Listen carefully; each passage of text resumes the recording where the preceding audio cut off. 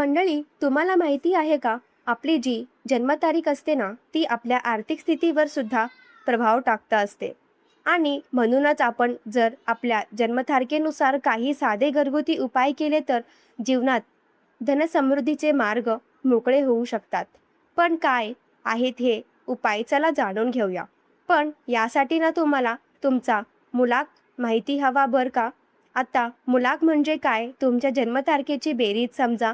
तुमची जन्मतारीख असेल 5, तर तुम्हाला मुलाक आहे 5. पण जर तुमची जन्मतारीख असेल 14, तर तुमचा मुलाक आहे 1 अधिक 4 बरोबर 5. म्हणजे तुमची जन्मतारीख जी आहे त्यांची बेरीज केली, जन्मतारखेच्या दिवसाची बेरीज केली तर तुमचा मुलाक येतो. आता तुम्हाला तुमचा मुलाक कळाला असेल तर तुमच्या जन्मतारखेनुसार आपण उपाय बघूया. आता ज्यांचा मुलाक 1 आहे, अर्थात ज्यांची जन्मतारीख कोणत्याही महिन्याची 1, 10, 19, 28 आहे, त्यांचा मुलाक असतो 1. तर त्यांचा मुलाक आहे 1 आहे. त्यांनी रोज सकाळी तांब्याच्या कलशातून सूर्याला जल अर्पण करावं. हा उपाय केल्याने समाजात तुमचा मान-सन्मान वाढतो आणि उत्पन्नाचे नवीन साधन निर्माण होतं. सूर्याची ऊर्जा तुमच्या आयुष्यातील आर्थिक अडथळे दूर करण्यास मदत करते.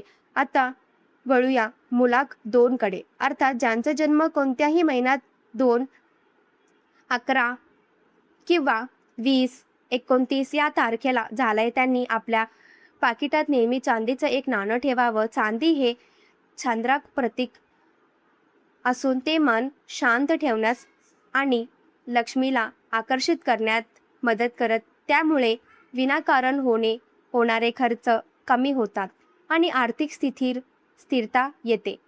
आहेत की नाही अगदी सोपे उपाय? आता वळूया मुलाक 3 कडे. ज्यांचा जन्म कोणत्याही महिन्यात 3, 12, 21 आणि 30 तारखेला झालंय, त्यांनी काय करायचं? तर त्यांनी आपल्या तिजोरीत, अर्थात तुम्ही जिथे कुठे पैसे ठेवता तिथे थोडंसं तांदूळ आणि हळद एकत्र करून ठेवायचे. हळद ही गुरूची कारक आहे आणि तांदूळ समृद्धीचे प्रतीक आहे. या उपायामुळे घरामध्ये अन्नाची आणि पैशांची कमतरता भासत नाही. आता राहू नंबर मुलाक 4, अर्थात त्यांची जन्मतारीख 4, 13, 22 किंवा 31 आहे. या व्यक्तींनी काय करायचं? दर शुक्रवारी देवी लक्ष्मी समोर तुपाचा दिवा प्रज्वलित करावा.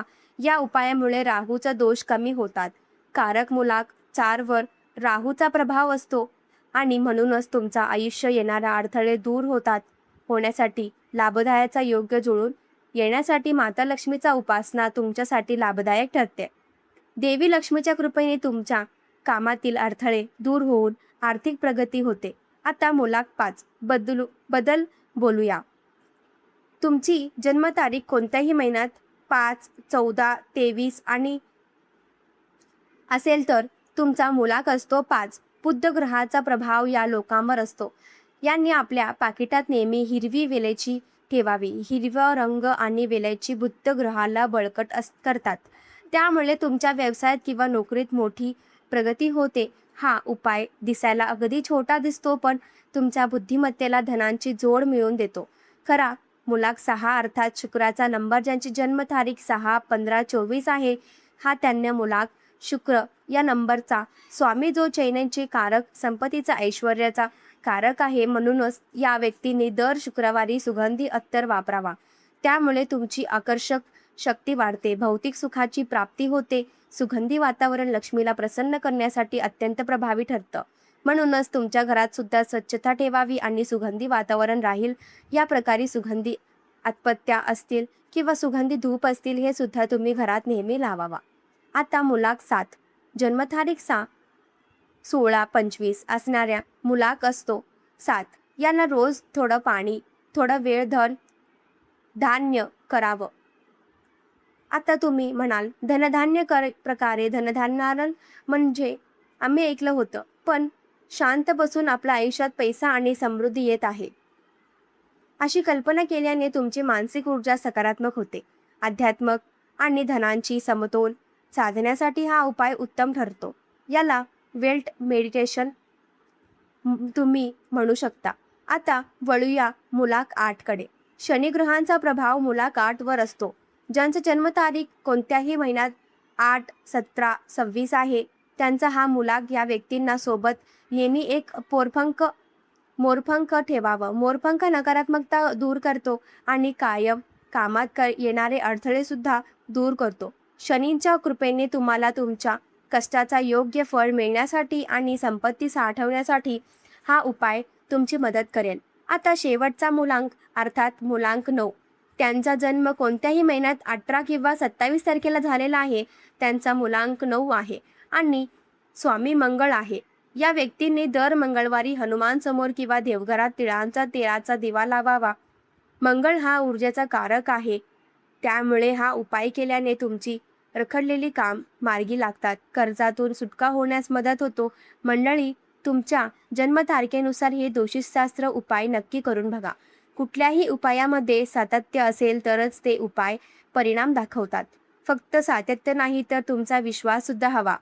तुमचा ज्योतिषशास्त्र, अंकशास्त्र या शास्त्रांवर विश्वास हवा आणि उपायामध्ये सातत्य हवं तरच हे दिसायला छोटे दिसणारे उपाय तुमच्या आयुष्यात मोठा चमत्कार बदलून घडू शकतात. पण त्याचबरोबर प्रामाणिक प्रयत्न, कष्ट हे सुद्धा करणं आवश्यक आहे. कारण तुमच्या कष्टांना बळ देण्याचं काम हे उपाय करणार आहेत. पण देहारी खाटल्यावरही असं काहीही नसतं. तुम्ही जर प्रयत्न केला नाही, कष्टच घेतलं नाही तर संधी तुमच्यापर्यंत येतीलच कशा?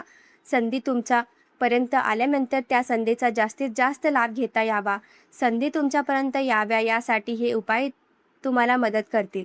पण सुरुवात, कष्ट, प्रयत्न हे सगळं मात्र तुम्हालाच करायचं आहे.